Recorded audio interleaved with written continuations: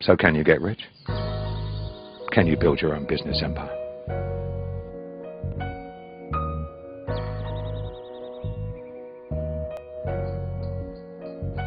It's true. You can be rich. You can build your business into an empire. You can do it.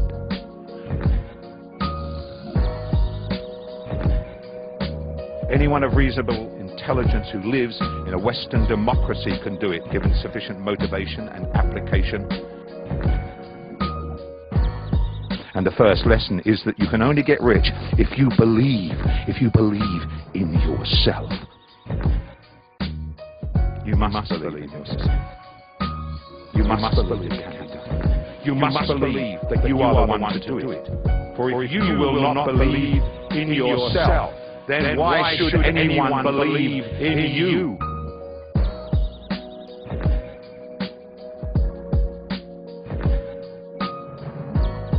Absolute belief in yourself is vital if you are to succeed. Absolute belief in yourself despite all your faults, many of which you will not know. All your weaknesses, despite what your parents and teachers told you, despite what your colleagues and friends tell you, despite what your lover tells you, despite your own failures up to now, despite everything that life has thrown at you. If you will only banish fear and fear of failure to the darkest recesses of your heart, then I promise you, you can do it, and no one can stop you from doing it. Only you can stop yourself from doing it.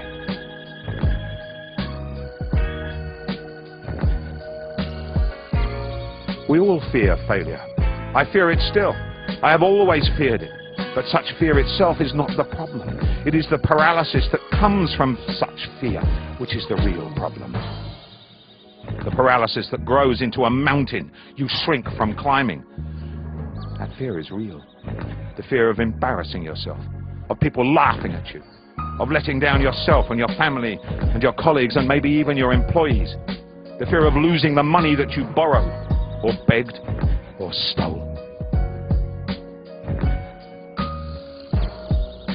Fear of failing in the open, where there is nowhere to hide and no one else to blame.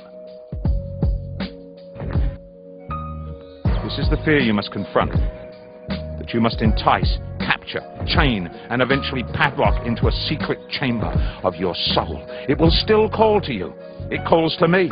You will hear its echo from time to time. Believe me.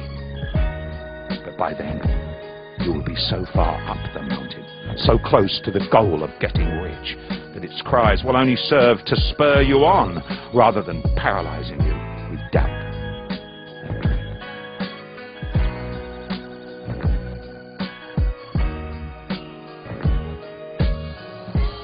Confront fear of failure. Confront it head on. Stare it straight in its feral eye. Wrestle with it. Master it. Master it as best you can. Batter it into submission and harness it into becoming your secret weapon. A goad, a scourge to keep you working longer hours than your friends can believe, harder than your colleagues can comprehend, harder than you ever dreamt you could work. In the years to come, you will thank that fear. The fear that drove you to achieve what you feared was impossible. You have to have a clear understanding what it is you're trying to do. And you must understand, step by step, how you are going to do it. I'm going to do this. If that fails, I'm going to fall back and do that. Now I've got to do this and I've got to get that. You have to have a clear methodology in front of you. That does not mean you're creating a business. One of them ridiculous things that I receive about 40 a week of, business plans telling me, how we're all going to become multi-billionaires. Never mind all that. You have got to have a clear understanding of what it is you're going to do and the steps you're going to take to do it. And then you have to, I don't know if you're going with a partner or just entirely on your own, Go to a place. Go to a place on your own. I don't care where it is.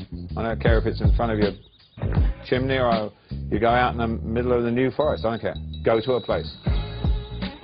Swear to yourself, I will not give in until they bankrupt me.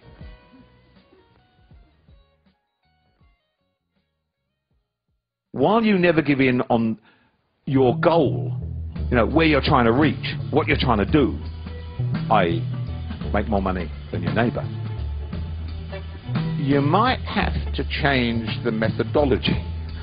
If something isn't working, yeah, then what sorts the man or woman that is going to be rich from the man or woman that is just going to have tried it once, failed, and dream about it? Is your ability, as with all human activity, to adapt. So you're going to say, okay, you know, this isn't working. We've got to change our methodology. We've got to change direction. We've got to try something else that's going to make this damn thing work. And if you're willing to do that and keep trying, you know, listening to everybody that you know who's got any kind of sense whatever that you trust within, you know, this particular industry or whatever, and if you're willing to change until it starts working, then they cannot stop you, for the very simple reason that in the end you will get it right. And I had to do that many times. Many of the magazines I started were complete dogs. They're absolutely useless.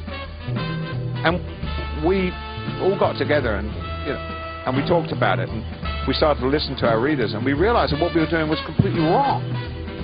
And it's amazing how often entrepreneurs get the right idea and the wrong methodology and just go about it completely wrong.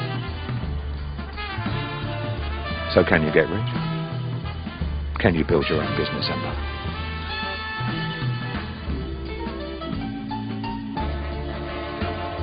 Is it a delusion to believe that so-called ordinary men and women can, within not so many years, do what I did? And what did I do?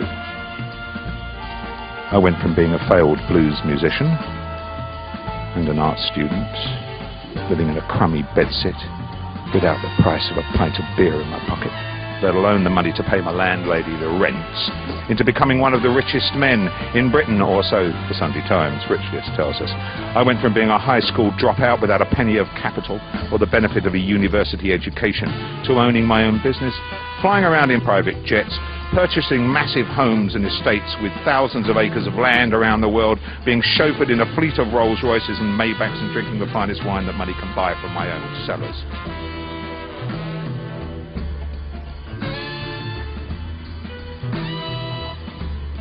In the end, if you want too much money, then make a decision that you do want it, and go out there and get it, brother.